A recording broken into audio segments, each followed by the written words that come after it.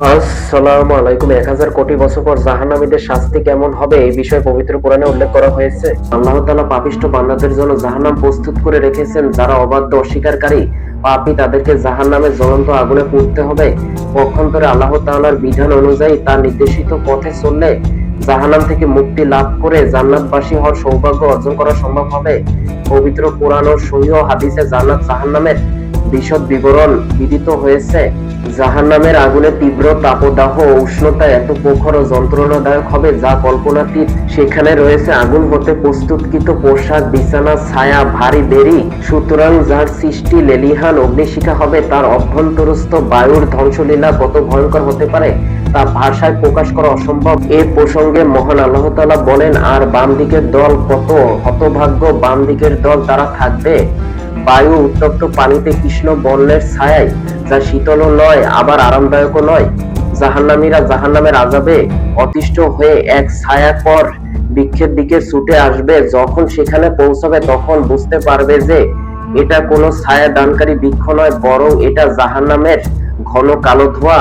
অনুরূপভাবে জাহান্নামের কঠিন লু হাওয়া দিয়ে কাফেরদের শাস্তি দেওয়া হবে। যেমন মহান আল্লাহ তাআলা বলেন, তারা বলবে, পূর্বে আমরা পরিবার বর্গের মধ্যে শঙ্কিত অবস্থায় ছিলাম, তারপর আমাদের প্রতি আল্লাহ তাআলা অনুগ্রহ করেছেন এবং আমাদের অগ্নি শাস্তি থেকে রক্ষা করেছেন।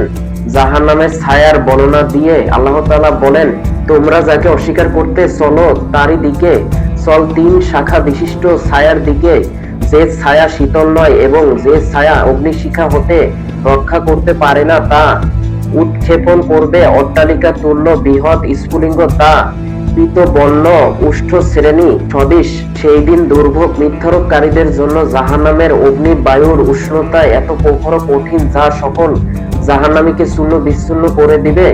যে আগুন মানুষকে জীবিত থাকতেও দিবে না আবার মরতেও দিবে না।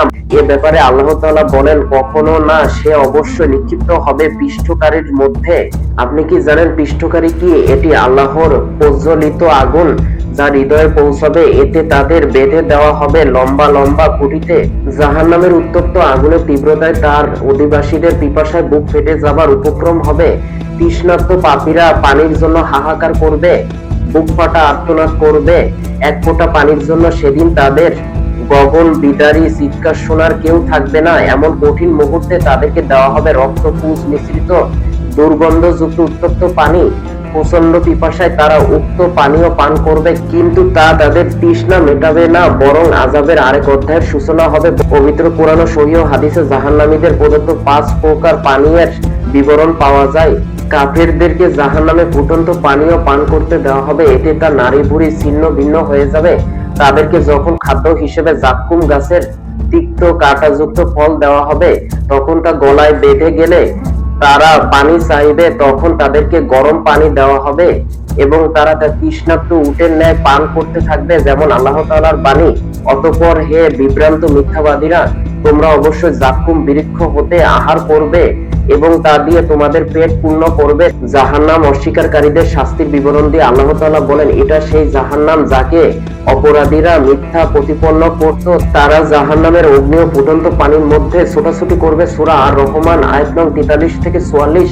পৃথিবীর মানুষদের নিকটে আল্লাহ তাআলা চ্যালেঞ্জ ছুড়ে দিয়ে বলেন, মুত্তাকিরা কি তাদের মতো যারা জাহান্নামের স্থায়ী বাসিন্দা হবে এবং যাদের পান করতে দেওয়া হবে উত্তপ্ত পানি যা তাদের নাড়ি ভুঁড়ি ছিন্ন ভিন্ন করে ফেলবে।